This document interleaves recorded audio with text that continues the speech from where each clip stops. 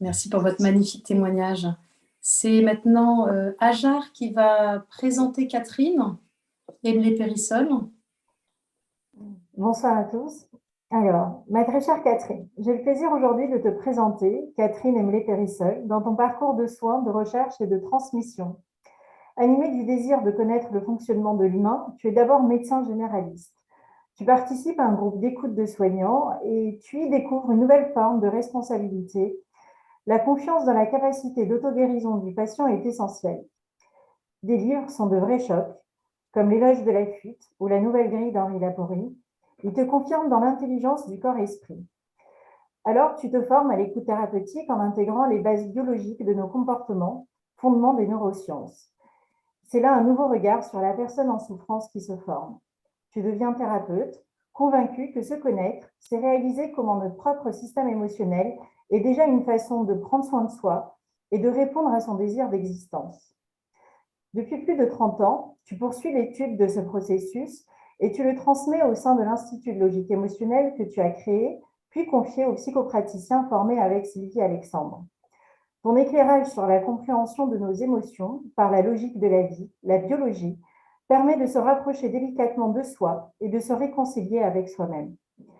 L'émotion, c'est donc tout un système. Quel est son rôle et sur quoi avons-nous la main, Catherine? Merci.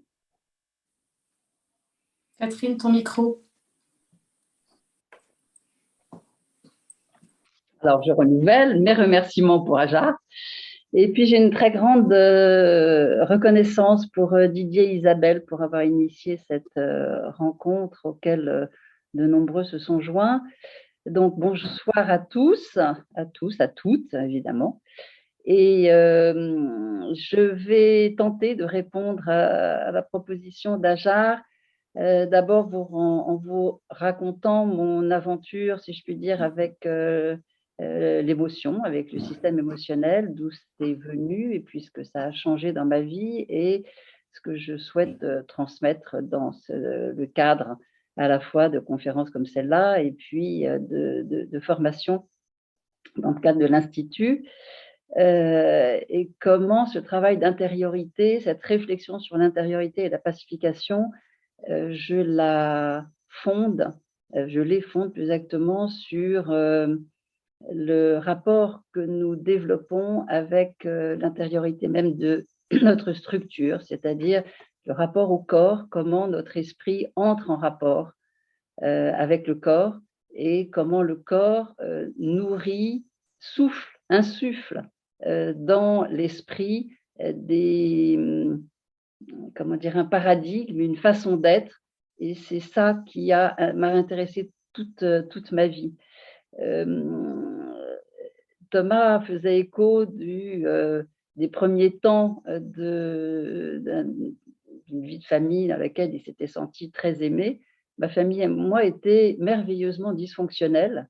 Je dis merveilleusement parce que ça a permis à l'enfant que j'étais de vivre très très tôt un questionnement que je suis allée nourrir dans les livres essentiellement, tellement j'étais totalement d'une timidité très maladive et que ce qui m'est apparu vers l'adolescence, c'était l'évidence d'arriver d'une certaine façon à répondre à une question qui évidemment me dépassait complètement, qui était mais comment ça marche un être humain? Comment c'est possible qu'un être humain à la fois animé des meilleures intentions du monde, fasse autant de dégâts, fasse autant de malheurs, de mal. Et donc, cette question du mal, à l'adolescence, m'a poussée à aller du côté de la médecine. Pas du côté de la psychologie, mais du côté de la médecine, parce que j'étais absolument convaincue d'où ça me venait, je ne sais pas, mais c'était clair que c'était la connaissance du corps qui allait me permettre de mieux répondre, ou de mon mieux en tout cas, de répondre à cette question de nos comportements et donc d'arriver petit à petit à décoder des comportements et comment le corps pouvait m'indiquer cette compréhension. Et donc, ces études de médecine ont été très apprenantes. J'ai appris énormément de choses, sauf ça. Donc, il a bien fallu continuer. J'ai continué. Je suis devenue médecin généraliste et ce sont des souvenirs absolument formidables. Puis, j'ai continué aussi en me formant à d'autres approches, dites médecine alternative, et puis la psychologie, et puis voilà. Donc, je suis arrivée petit à petit à, je pense, ouvrir à un moment donné ma curiosité avec effectivement, tu le disais Aja, c'est très juste, certains ouvrages et notamment la rencontre avec Henri Laborie, que j'ai eu la chance de rencontrer directement, qui avait été chirurgien à l'armée et qui est cet homme qui s'est penché, si vous vous souvenez du film Mon oncle d'Amérique, L'éloge de la fuite, La nouvelle grille, des livres qui ont bousculé dans les années 80 la compréhension de nos comportements en affirmant que nos comportements sont d'origine biologique. Et donc, ça m'a vraiment profondément bousculée et j'ai commencé à regarder et à faire le lien justement avec ces études de médecine et à regarder les comportements avec un autre regard et surtout à devenir consciente du fait que les maladies comme l'émotion sont non pas des problèmes à traiter, mais des façons de témoigner de notre existence. Et je suis même convaincue que lorsque on dit tomber malade pour guérir, c'est exactement ce qui se passe.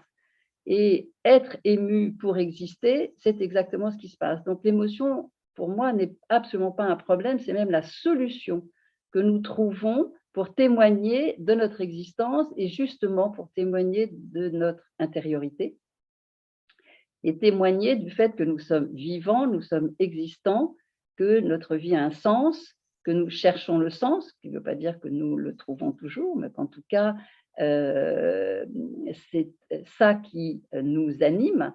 Et donc, il y a le sens au sens symbolique, mais il y a le sens au sens du sens de ma vie.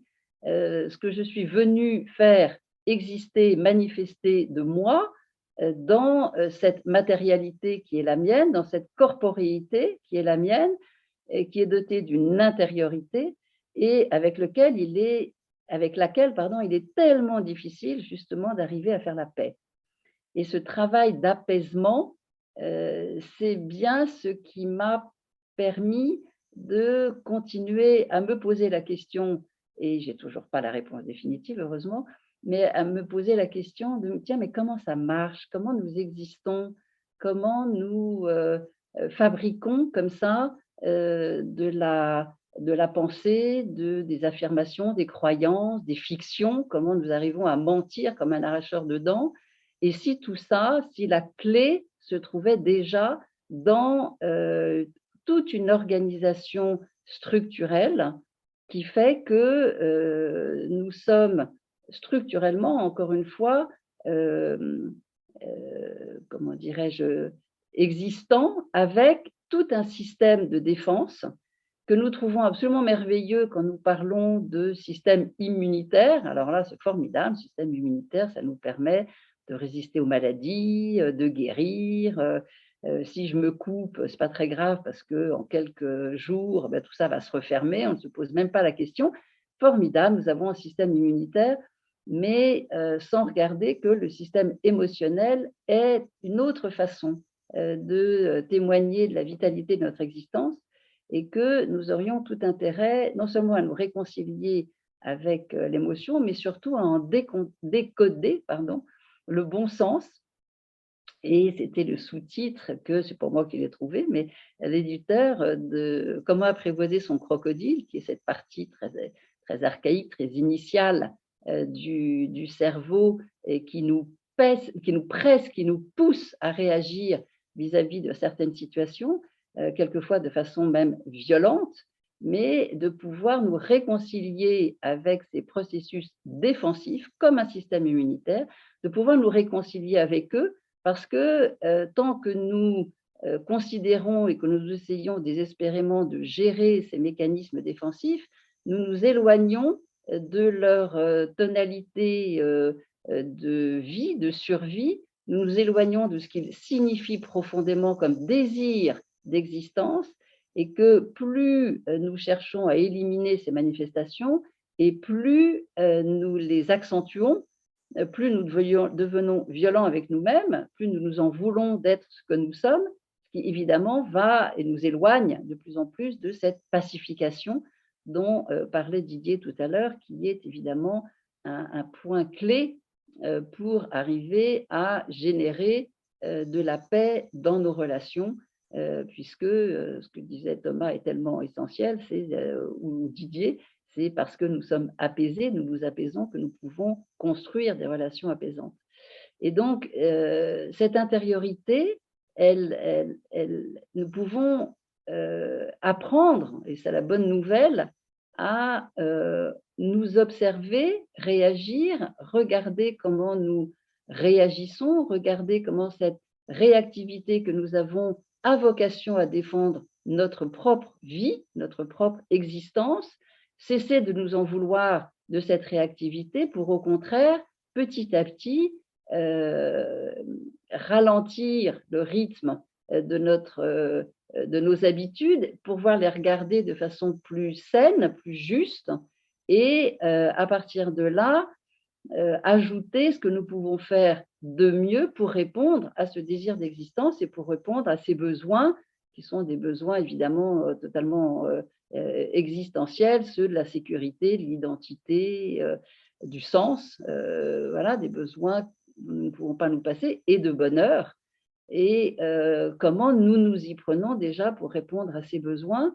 Et donc, il me semble que, en tout cas, c'est ce que j'ai vraiment découvert en réfléchissant petit à petit et en proposant cette lecture que j'ai appelée la logique émotionnelle, de pouvoir petit à petit, à force d'observer ce que contient d'intelligent et ce que contient de vital tout le caractère émotionnel de nos comportements, de proposer cette lecture de « et si tout cela avait vocation à répondre, certes maladroitement, certes dans l'urgence, mais néanmoins de répondre à notre désir d'existence, évidemment en relation, je avec les autres, donc nous, et de pouvoir y répondre avec la clairvoyance, la lucidité, qui est de mon corps est fabriqué comme il est fabriqué, j'ai reçu et j'ai été en relation avec tout un environnement avec lequel j'ai fait de mon mieux pour continuer à répondre de cette existence. Je n'ai pas à m'en vouloir, mais j'ai certainement à ne pas en rester là, à ne pas rester enfermé dans des habitudes, mais au contraire, à continuer à veiller à ces besoins, de veiller continuer à m'émerveiller sur la beauté de la vie, et tout cela s'apprend. C'est-à-dire que j'ai mis du temps à réaliser que nous pouvons, quel que soit l'âge, je dis ça parce que étant thérapeute depuis plus de 30 ans, une dame qui est venue me voir qui avait plus de 70 ans et qui essayait de me convaincre comme quoi elle venait me voir, mais de toute façon c'était foutu parce que son cerveau était complètement sclérosé, et avec lequel nous avons vécu vraiment des moments très très forts, émotionnels, et qui lui a permis, me dit-elle, de vieillir en paix. Donc, il est tout à fait possible, quel que soit l'âge, évidemment c'est encore plus accessible pour les enfants quand ils peuvent rencontrer des parents pacifiés, mais de pouvoir considérer que l'émotion, loin d'être un problème, l'émotion est une solution que nous avons pour réduire l'écart entre la réalité et ce à quoi nous aspirons. Et que déjà de regarder que cette émotion dit ça, l'émotion dit comment nous aimerions être et comment nous sommes, et de pouvoir déjà nous réconcilier avec ce que nous sommes et qui nous sommes. Ce que nous sommes, c'est une structure vivante, dotée d'un système émotionnel, et ce à quoi nous aspirons à être. Et donc, c'est qu'est-ce que je peux ajouter à ce que je suis déjà pour enrichir cet être que je suis, et développer à la fois une conscience, mais surtout par des actions, par une écoute, développer des relations qui seront plus justes et plus saines. Vous voyez que l'histoire de la santé, je ne suis pas médecin pour rien, je dis très volontiers que je suis un thérapeute clinicien, parce que la clinique, c'est déjà partir de ce qui est, et que en tant que médecin, le médecin, il commence déjà par regarder les signaux, les symptômes. Et les symptômes ne sont pas des problèmes à traiter. Les symptômes disent quelque chose de la façon dont le corps s'y prend pour poursuivre sa propre existence. Et donc, l'esprit fait de même. L'esprit, il est, par le biais de la mémoire, ce serait toute une histoire de vous le raconter ce soir en un quart d'heure, mais c'est vraiment le vœu en tant qu'auteur, hein, de transmettre toutes ces connaissances, mais aussi dans les formations, et donc de pouvoir raconter comment l'esprit est inévitablement imprégné du corps. J'aime beaucoup ce qu'a suggéré Didier. Oui. Il te reste 1 minute. Merci. Ce qu'a suggéré Didier, c'est que déjà le sujet, c'est à la fois le sujet de la soirée, mais c'est le sujet de nous en tant que sujet qui avons tout intérêt à connaître le système émotionnel pour trouver soi-même et ensemble quoi ajouter pour rencontrer la réalité, rencontrer l'autre dans sa réalité et donc créer du nous et ainsi nous pacifier.